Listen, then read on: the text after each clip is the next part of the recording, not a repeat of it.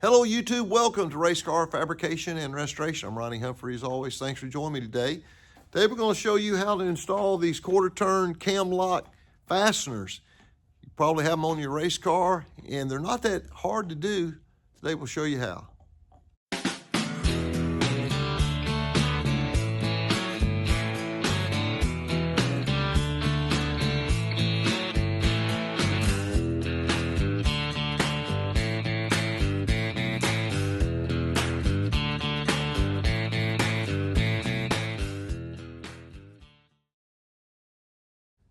Before we get on the fasteners, I thought I'd give you an update real quick what we've got done last couple of days. We've got our new 2-inch spacer on the carburetor. I want to get the carburetor up a little bit, which that meant we had to make a new fuel line. We got that done. Got a new carburetor kit in the carburetor. Also, I changed the jet size down a little bit. Got our fan and our radiator mounted now permanently. As a matter of fact, it's full of water. All that turned out really nice and neat. Excited about that. And we are working on this glass here right now. This glass came with the truck. This is rear glass, but it had been sitting somewhere hot. This is the paper, will not come off of it. I have tried every trick in the world, can't get it off, so bought a brand new piece of polycarbonate, Lexan, whatever you call it, polycarbonate, and we're going to cut that out. And we also got our fuel cell vent installed back here. And we got our mount for our fuel filter. So let's get on these fasteners. Let me show you how that can be done. All right, you use this style fastener whenever you want to hold two different pieces of metal together, but you won't be able to remove it. So we won't be able to take this white piece off this black piece.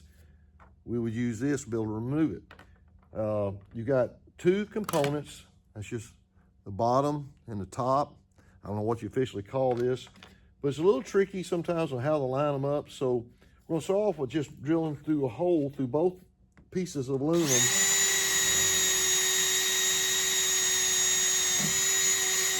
And that's an 1/8 inch bit. That's what size hole is in these here is 1/8 inch. So first off, we're going to just do away with the top piece. We're going to worry about the bottom one now because that's where we need to fasten the female part, if you want to call it. So you can simply lay this out like this. You can line up your holes and then just mark it with a pin, but you still got to know where the center is. Now, Essex has this really cool tool that helps you figure out where you need to put this. So you line this up in here like this. Then you get it straight. And that acts as a guide of where to put your next hole.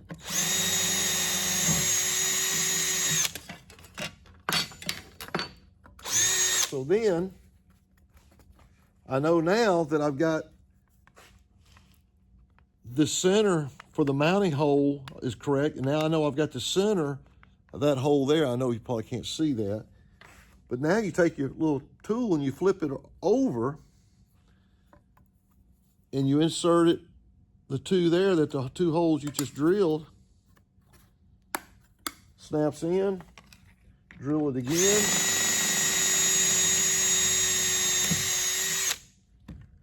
Take it up, and I like to wall around just a little bit. So, there's your 3 holes.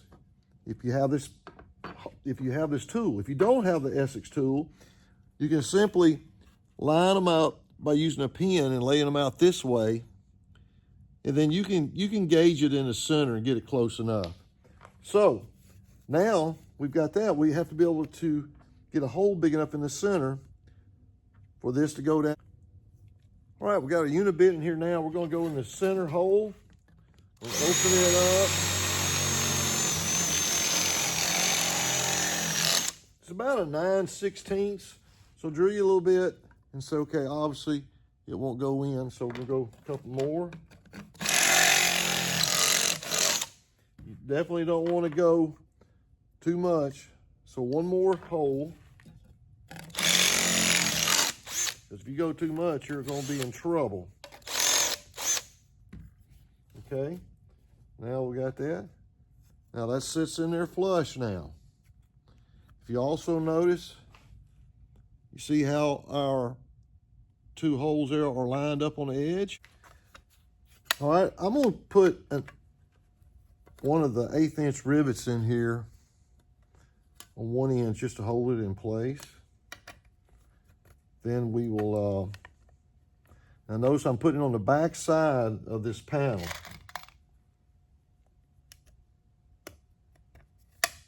Okay, and we're going to take our pop rivet gun.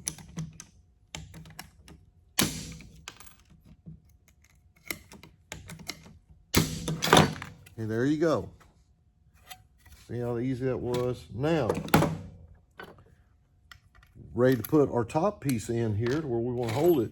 Now, you can also come in here, if you really need a tight fit, you can lightly grind off a little bit of that rivet, but not enough to where it'll go anywhere. But let's get our hole open up now on this second piece, on our top piece, and it has to be this diameter here. This barrel here is normally 1/4 of an inch on all of them, but you need to check yours. So let's punch this out.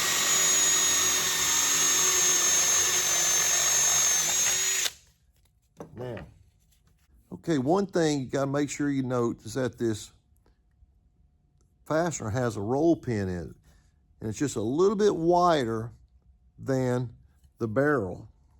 So what you do is you put that in there at kind of an angle, but that keeps it from coming out. You can get it out, but that keeps you from losing it. So now we've got that, we got our 1/4 inch, put this in there as such. Line up our holes. And there it is. Just simply take it off, panel comes off. That's how you do it. So that's how you put these things. And we're going to install a couple now on our dash over here on the truck so we can get that done and move on to something else. Well, I'd say it took about 10 minutes per side to put in, but now the dash is secure. So that's how you install them puppies. Well, I hope you were able to understand what I was trying to show you. It's kind of hard to show when I'm filming by myself, but these little fasteners are really, really nice. I tell you, you can use them all over your race car and windows and so forth, especially when you need to have access to wiring or something, and you have a panel that needs to be removed. They are the cat's meow. Appreciate you guys watching as always. Don't forget to hit that like button and that subscribe button. We'll see you next time on Racecar Fabrication and Restoration. God bless you. You take care.